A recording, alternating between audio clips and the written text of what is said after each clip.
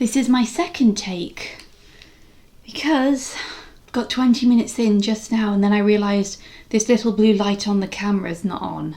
And I asked myself, wait, is this recording? And it turned out it's not. So I feel silly. And I'm going to get a better book to prop my microphone on.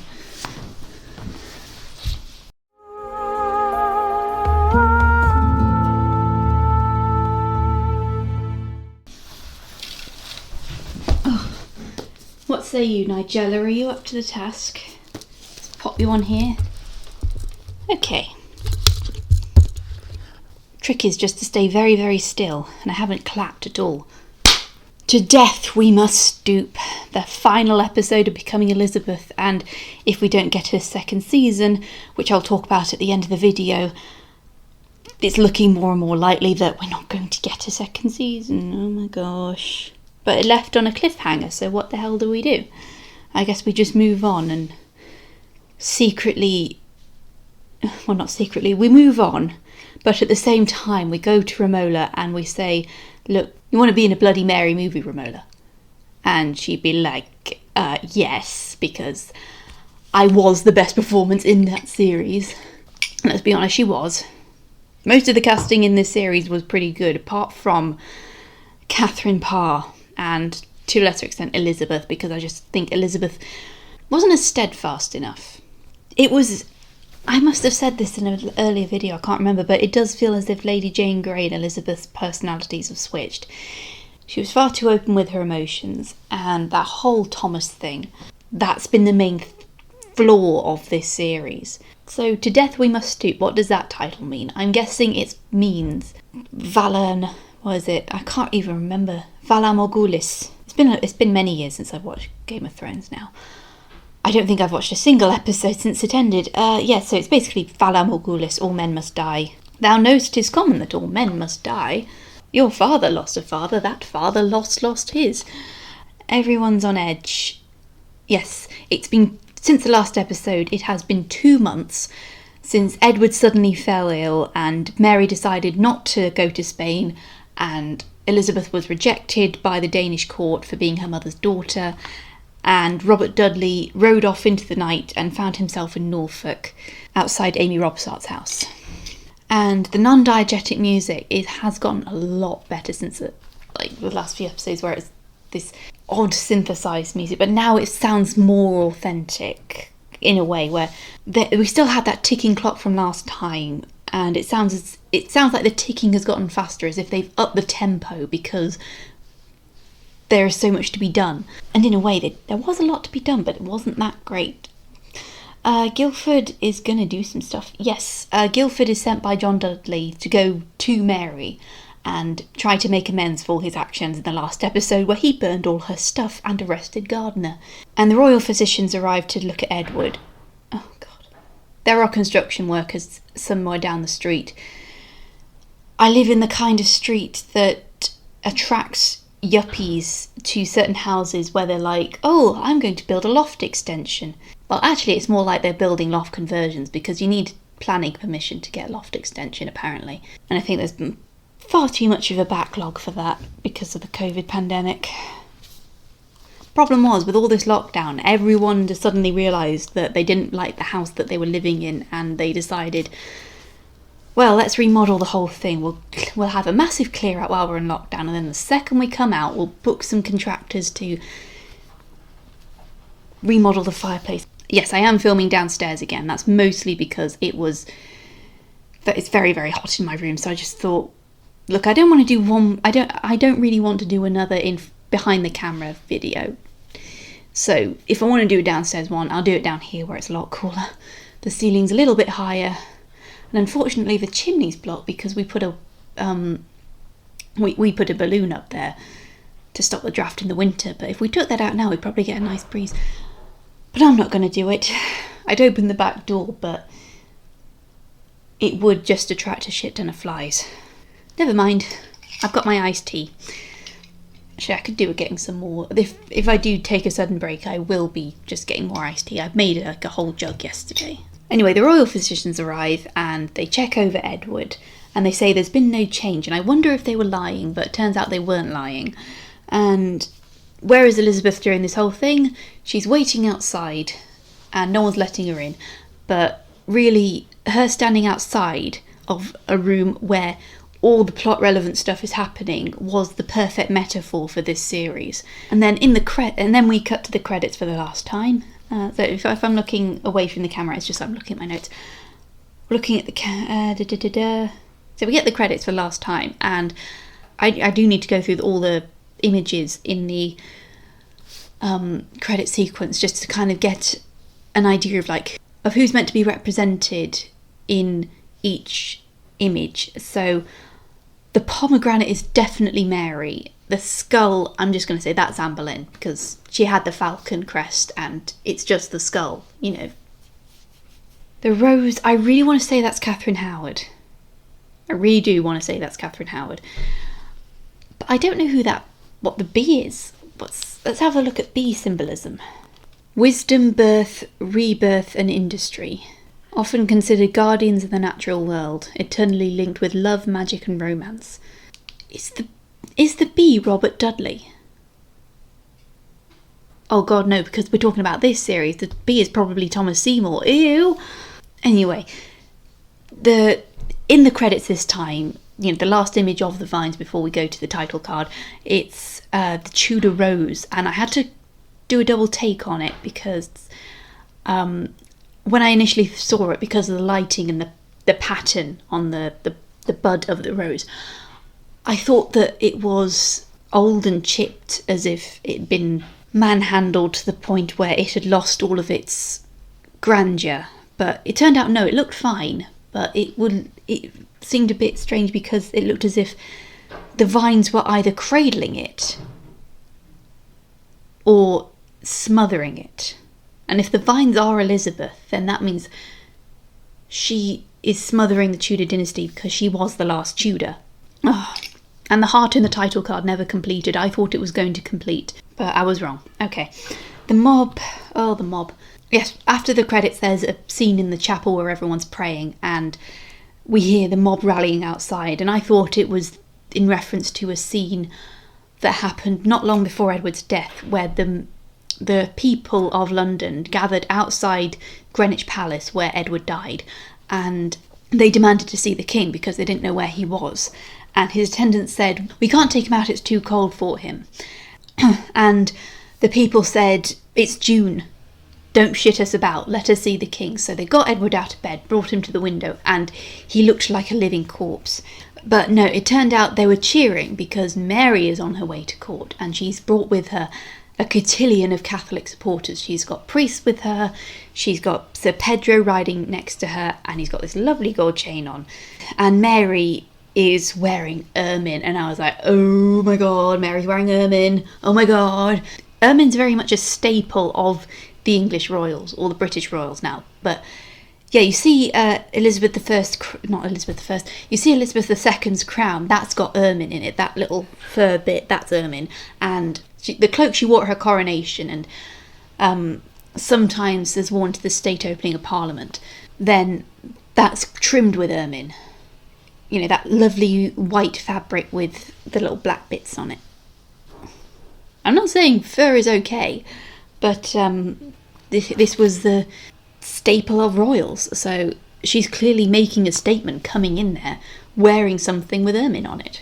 And really, I just think that's how, like, the way she's being paraded through the streets and everyone's cheering for her, that is how Romola deserves to go through the streets from now on. So she strides up into the court, and she's met on the stairs by the senior members. You got Gardner, Gardner's in the tower. You got Dudley, you got Grey, you got Edward Seymour, you got Elizabeth, who again has no lines yet.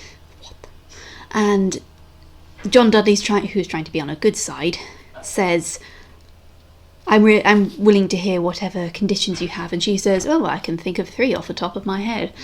1, you release Bishop Gardner. 2nd, you let me take a Catholic service. And 3rd, get out of my fucking way. And I was just like, oh, they got you too, with the swearing. Mary always carried herself throughout the series as if she was above all of that, because the swearing felt really, really petty.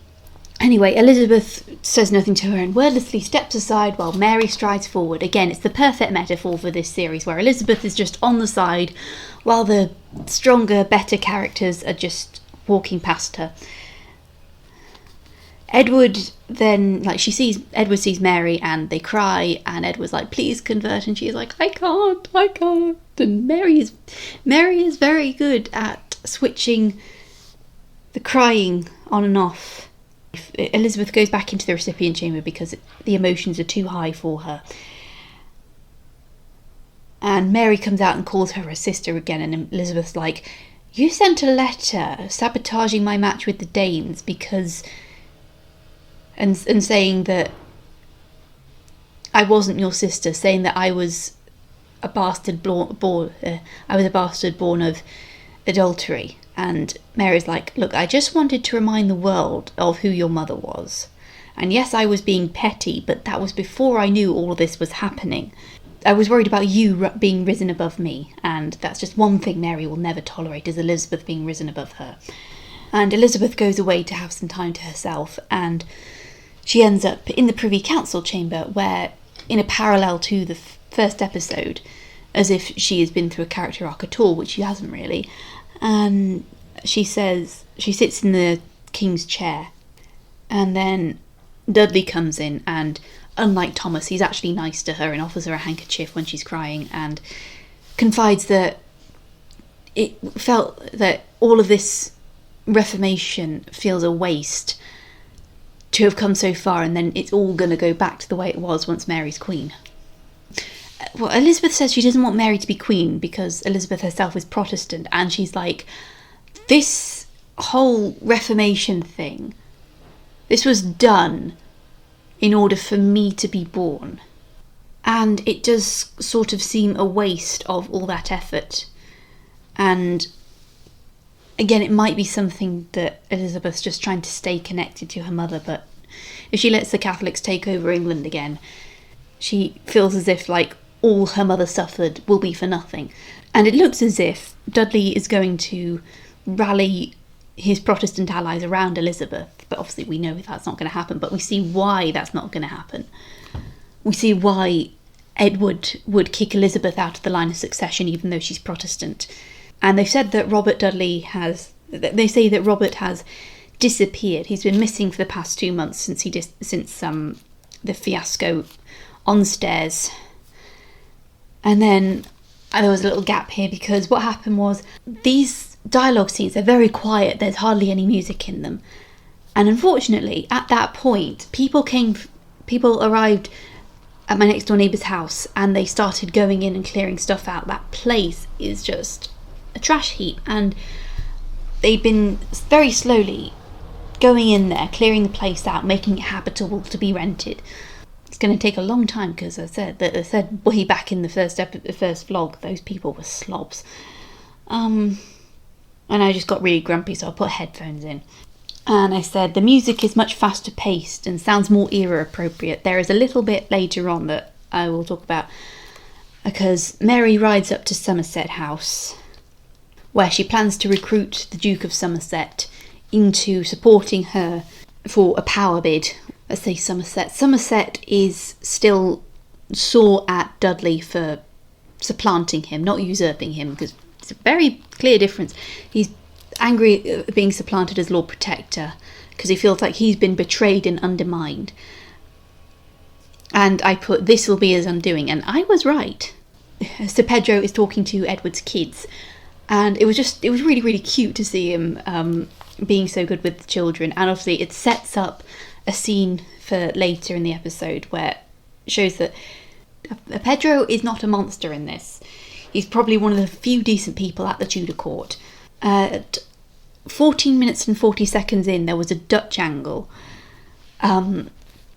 which was it, because in that scene, no other shots were at the Dutch angle. Because you know what a Dutch angle is? It's like it's that.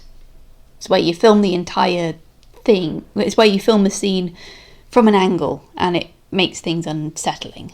And they did this a lot in Battlefield Earth for some reason.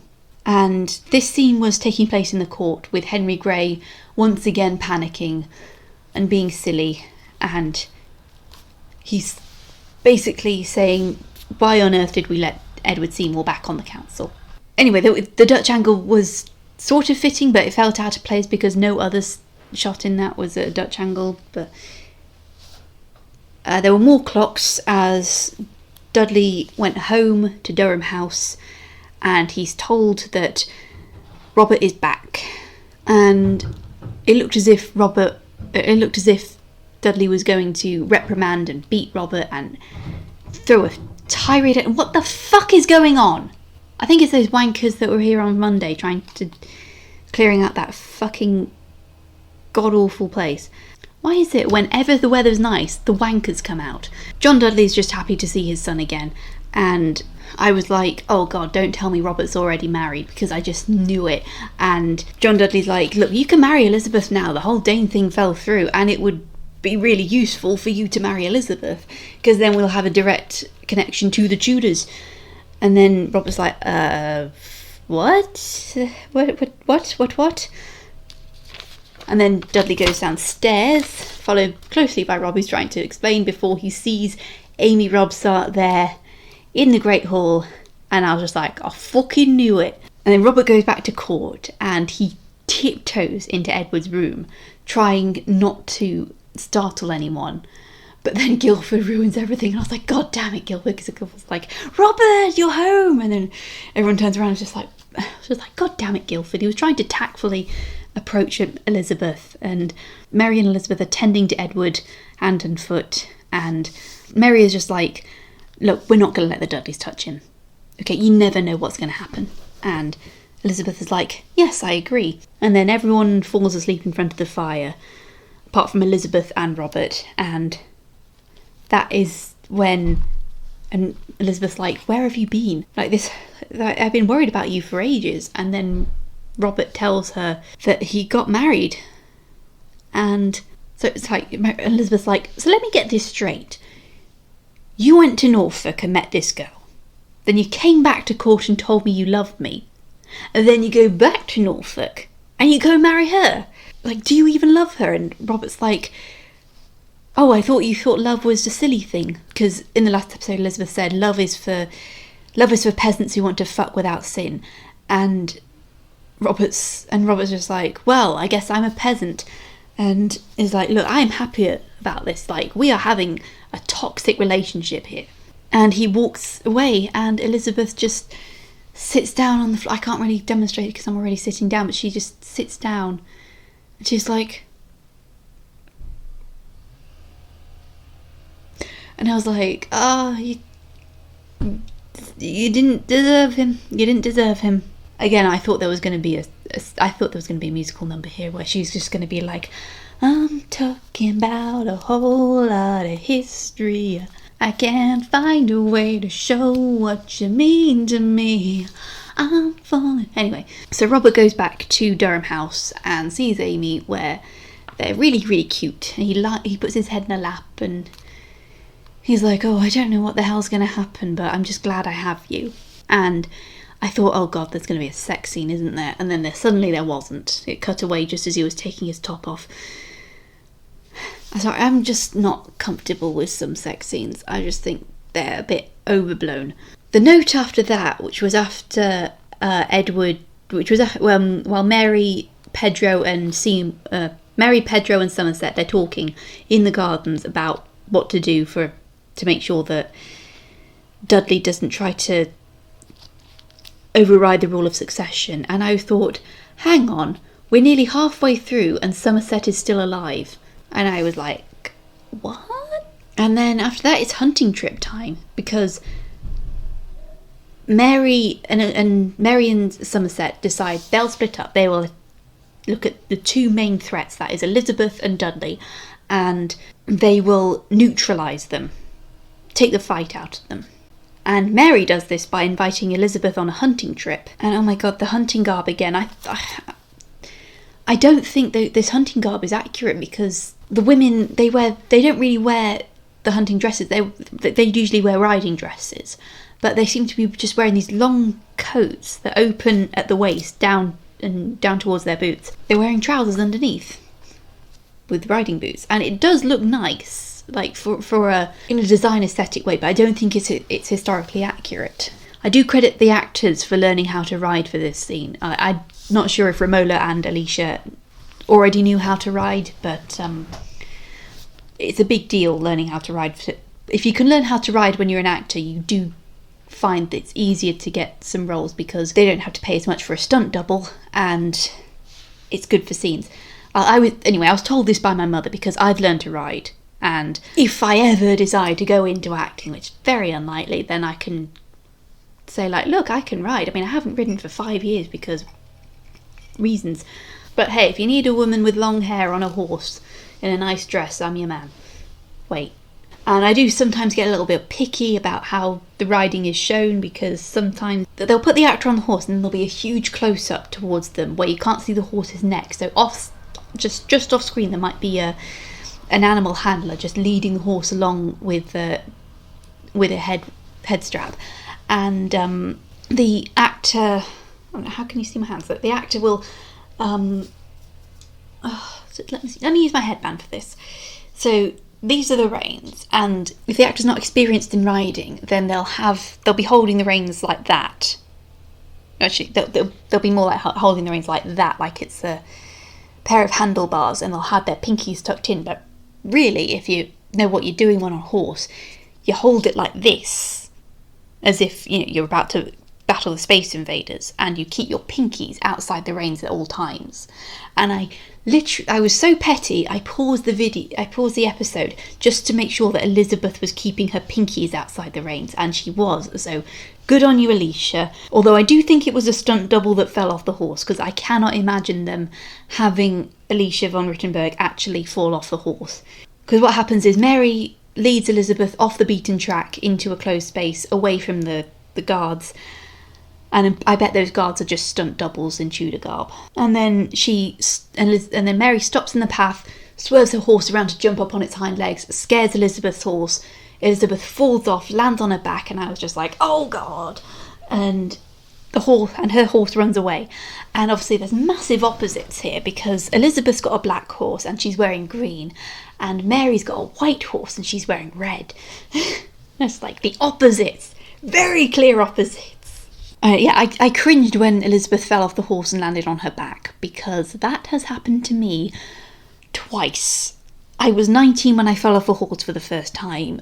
I didn't go into the corner well enough to do a jump, so the horse didn't have enough momentum to do the jump, and while he stopped, I went over the side and I landed smack on my back. And luckily I was wearing one of those padded vests that they offer at the riding school, because when you're doing jumping, it's always important to wear a padded vest, otherwise it hurts. And all the wind was knocked out of me, and for months afterwards I had really bad back pain. Didn't go away until Christmas, and I still get back pain when I'm standing for too long because of it. And then the second time I fell off, I landed on my side, I landed on my ribs. I was still wearing a padded vest, but problem was I kept chickening out at again, it was another jump. I kept chickening out at this jump because I didn't feel that I had enough momentum. But eventually I was just like, oh god, go for it. And I jumped over it. And unfortunately I was so unstable that as we came into land, I just slipped over the side, and eventually I just let go.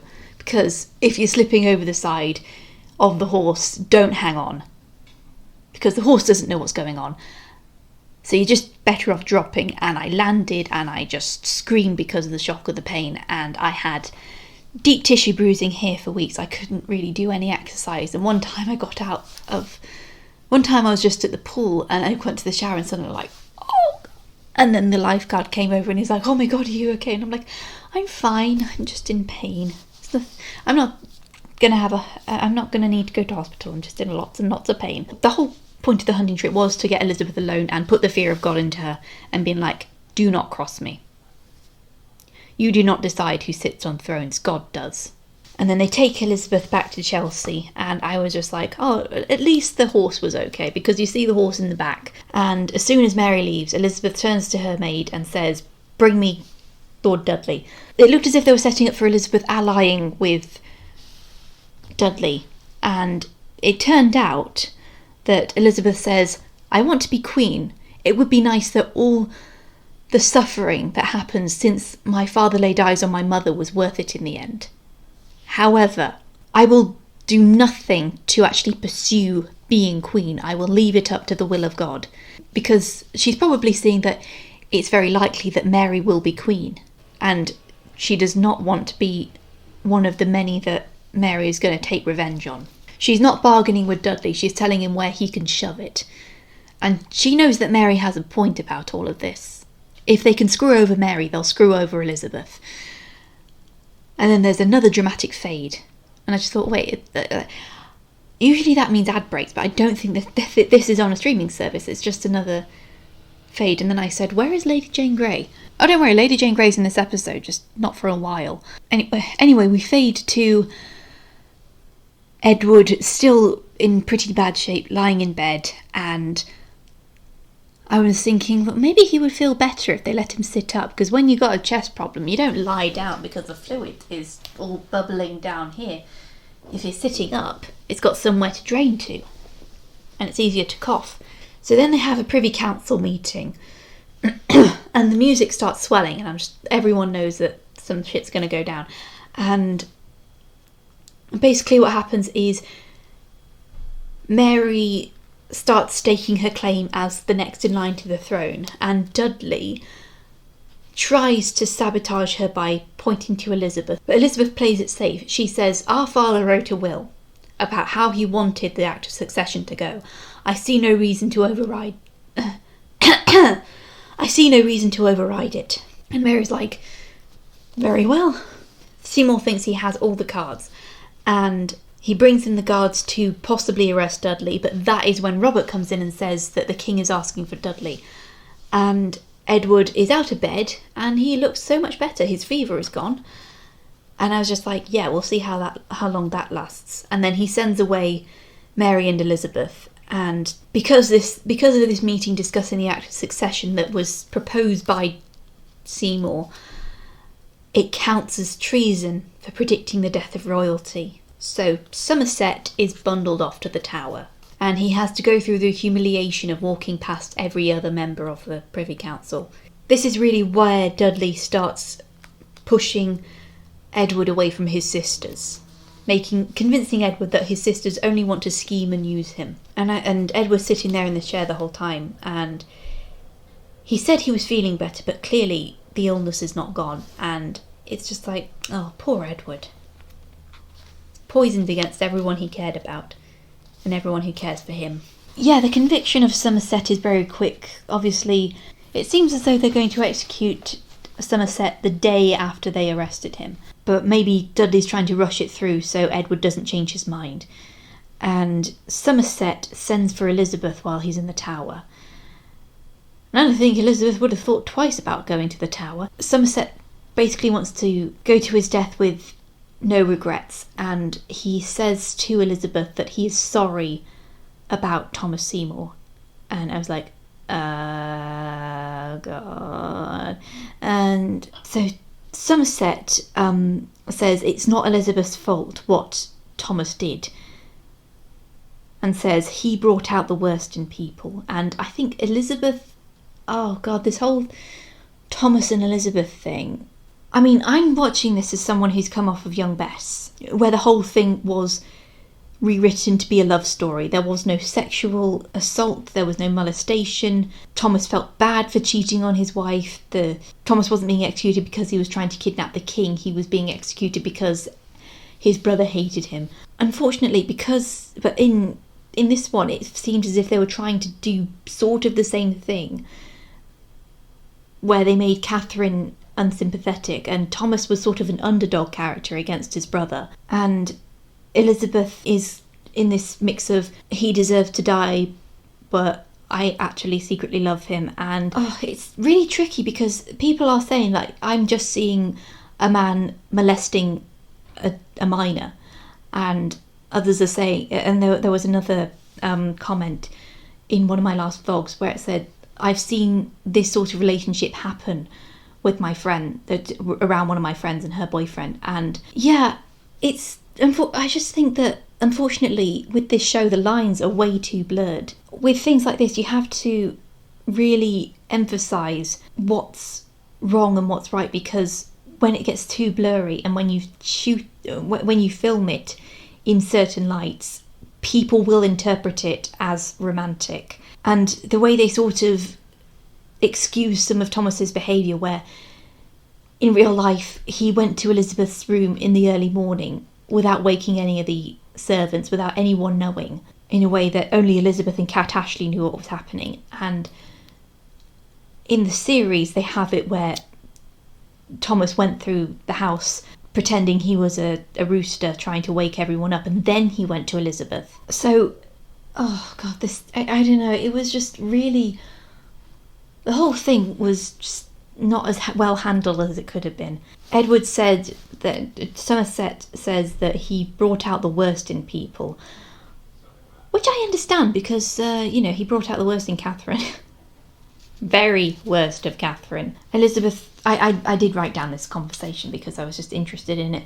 Maybe the worst in a person is the truth of them. Perhaps he was the only one who knew any of us. So maybe Elizabeth is still blaming herself for what happened, and she doesn't really want to.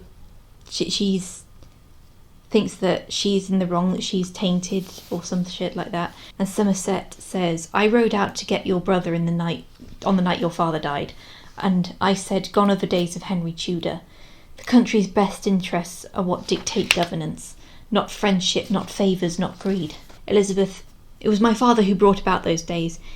It ever was so and ever will be. You can't change the game we find ourselves in, you can only play it." And Somerset says, "How did you learn that before me? Suppose that's why you'll survive us all." That was not where I was expecting the conversation to go when when Somerset said, like, he brought out the worst in people. I rode to get your brother the night your father died. I thought he was then going to say, what was Thomas doing? He was in bed with Catherine. To point out that he didn't actually care for anyone. He was an opportunist. He would have gotten in anyone's bed if it meant he was going to get a boost in power. And maybe Elizabeth didn't know this. Nice thing. I thought that was where Elizabeth was going to relinquish any notions that Thomas was good in any way, that he deserved any of her tears and any of her sadness. Anyway, there's another dramatic fade, and suddenly we're having a banquet. It's a masque that mocks Somerset while Somerset is getting executed. Obviously, I don't think these are happening at the same time because executions usually happen first thing in the morning, so it might be on the same day. And this could just be lunchtime. So you have Edward at the high table with his sisters to his left, and to his right is Dudley. And now Elizabeth is wearing ermine. So there's little trims on her sleeves, just where her sleeves expand. But I'm not sure what the symbolism is in that, because she's not really trying to make a statement, is she? Anyway, during the masque, but they make fun of Somerset, where he's trying to bribe his way out of everything. He spills gold coins on the floor and he's scrambling to pick them up again. And meanwhile, Somerset's on his way to the block. And unlike in Thomas Seymour's execution, the people who are watching, they're reaching out, they're touching him and saying, "God bless you, my lord." They should say "Your Grace," because he is still the Duke of Somerset. And Edward Jr. comes and he hugs his father. And, oh God, that was really heart-wrenching. Because Edward Seymour tried to sort of make things a little bit better for the common people when he was Lord Protector, he was shown a bit more empathy when he was being led to the block. None of the siblings seem amused by this masque. For Mary, it's humiliating because she failed to get power and she's sort of been exposed as power hungry. Elizabeth just thinks the whole thing is crude because of her conversation with Somerset the night before. And at the end of the day, that is still Edward's uncle. I would say that's the last link he has with his mother. It's almost as if all three of the siblings throughout the series have been losing links with their mothers. Elizabeth had the bee necklace, but she wasn't allowed to show it. She always had to hide it. Mary had her religious stuff taken from her and burned. Edward executed 2 of his uncles. The whole atmosphere and politics of the Tudor court has separated them from their innocence.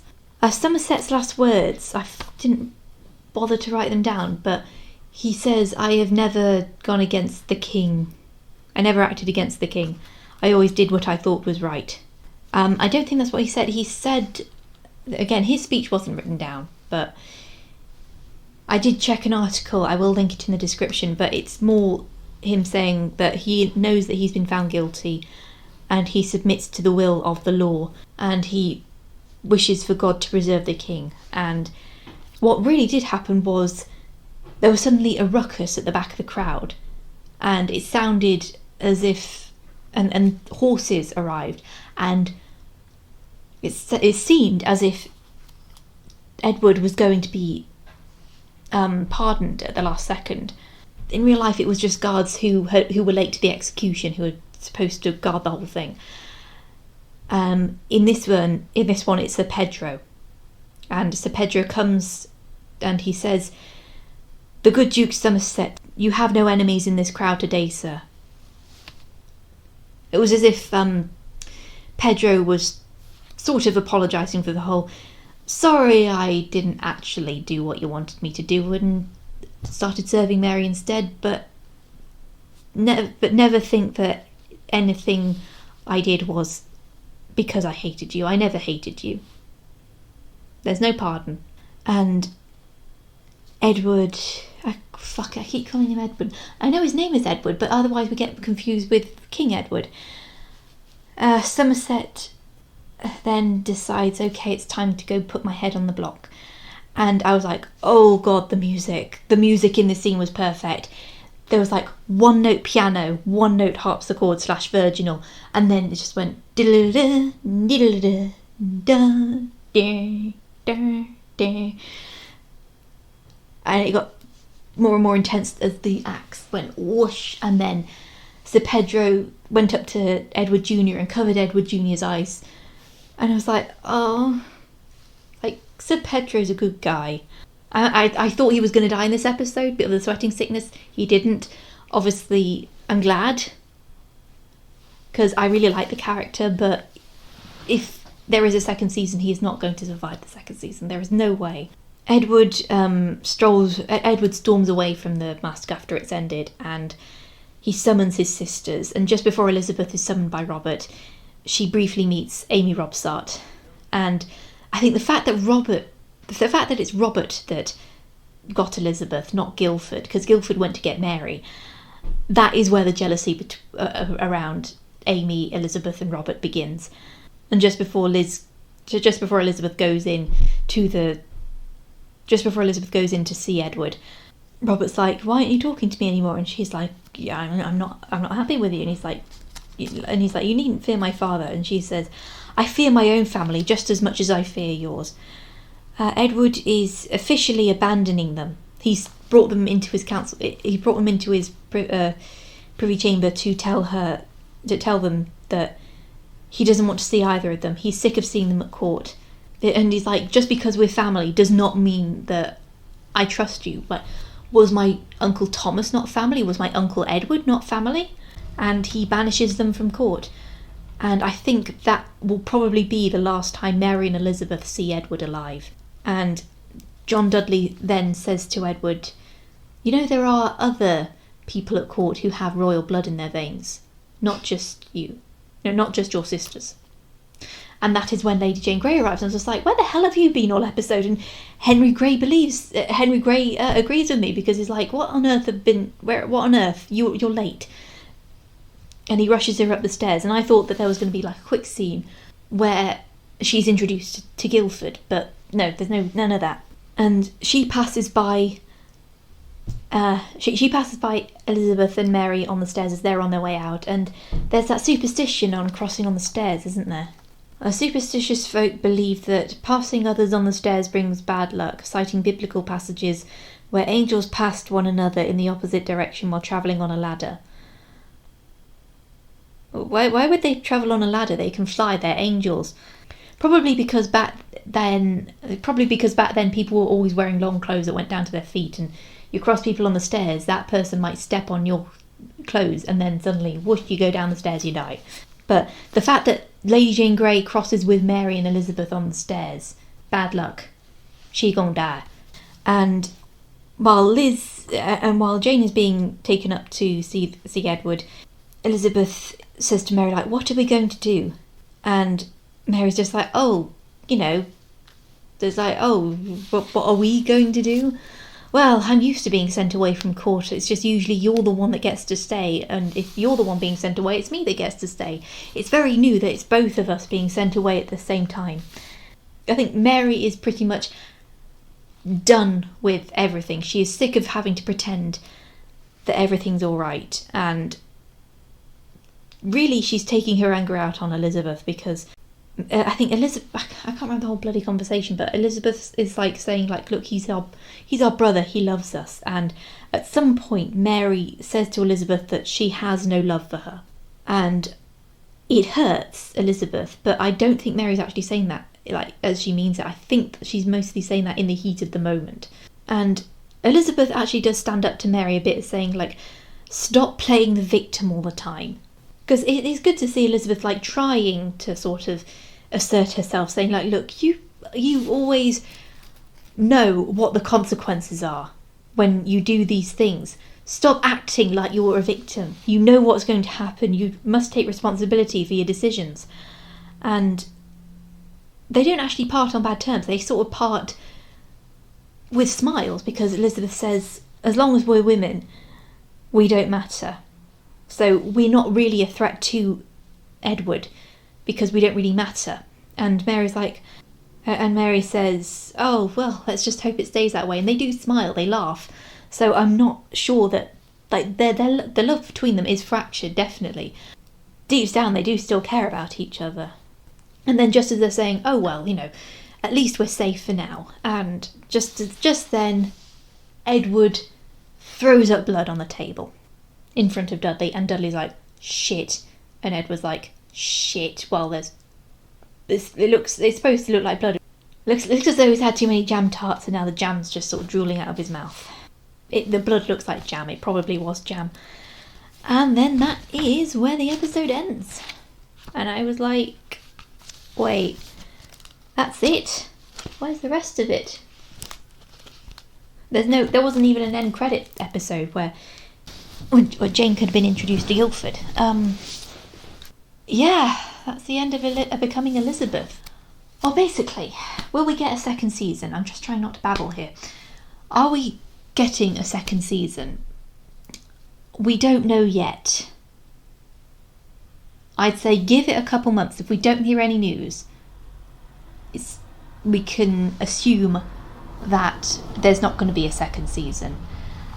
Because if there is, then they're going to have to start filming pretty quickly, because the actor who plays Edward is clearly going through puberty, and he's probably nearly 16 at this point. I don't know. I don't know how old he is, but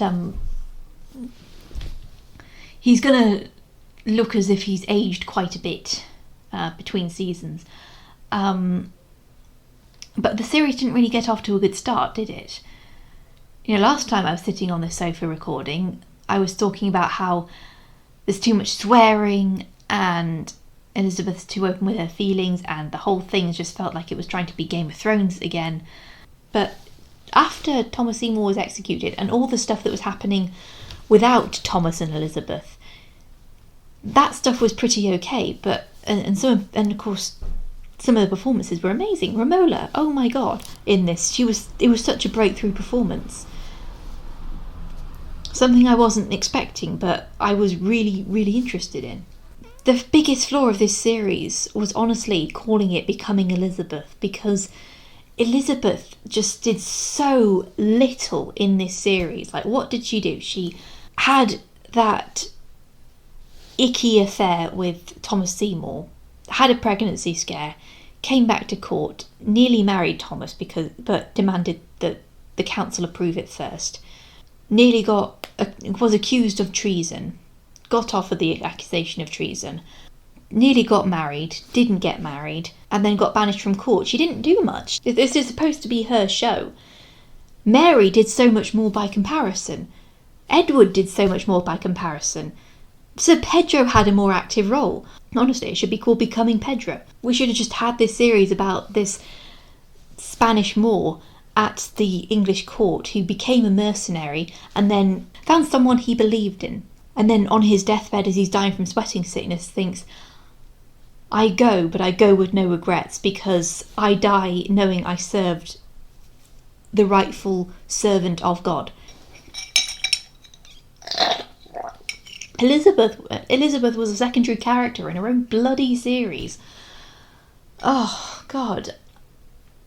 I mean, this isn't like the Book of Boba Fett. Okay, there was that whole... One of the biggest problems with Book of Boba Fett, I will admit, was there were literally 2 episodes towards the end of the series, one of which Boba Fett didn't appear. The second, he only had like one scene, he barely said anything. It was all about Mando and his son. It was all about Mando and Grogu. But really, like, they even said, like, this is just an extension to the Mandalorian series. But at the same time, like, they could have just re-edited it so Mando's doing all of that stuff throughout the series, and eventually he comes to Tatooine, and that's when Boba Fett's like, hey, can you help me get the pikes off of Tatooine? And then they could have had like a good parallel, but still, most of it was about Boba Fett realising he was sick of the bounty hunter life and realising it brought him nothing but loneliness and pain, and he's like, actually, I found a better way to live life, and realising that people need help, I'm going to give it. I'm going to be a good person. This is his redemption arc. I really, really did enjoy Book of Boba Fett, and of course, I did not enjoy Becoming Elizabeth. What it mostly had going for it in the long run was it did have historically accurate costumes, and it included characters in history that are usually overlooked most of the time, but non-white characters, like non-white real-life people, like Sir Pedro. Lady Jane Grey, because she's usually considered, oh, she was just this pawn, no one really cared about her. But really, she was very, very, very important to the whole thing, and fleshing her out a bit more. And hey, you could have actually written Mary Seymour, Catherine Parr and Thomas Seymour's daughter, into this somehow. I mean, obviously she's still a baby, but in a second season she could potentially be given an arc. Honestly, the series did not end the way I wanted it to. I thought it was going to end with Edward dying, and it was going to end kind of like in Elizabeth R, where Edward dies and William Cecil, who hasn't appeared in this, but they would probably have Gardner do it, goes all the way to Mary at Framlingham or Huntston and says, they're not going to proclaim you queen. They're going to put Lady Jane Grey on the throne, and if you don't act soon, they're going to arrest you. Elizabeth this whole time is like, wait, what's happening? And she might hear the news from Robert Dudley himself, and suddenly she's at the crossroads, like, do I support the Protestants? Do I support my sister? And then she just goes to her sister and she's like, I'm with you on this, Mary. Sometimes the pacing was fast, sometimes the pacing was slow, and it really was not a good idea to have 8 episodes. They needed 2 more episodes.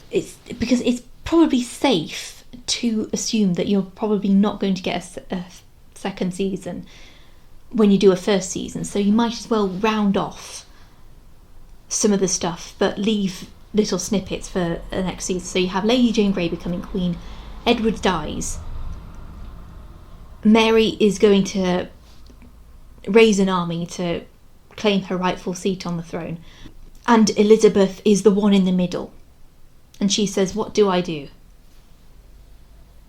She could pray and find a sign from God and be like, I must support my sister. That's not what we get.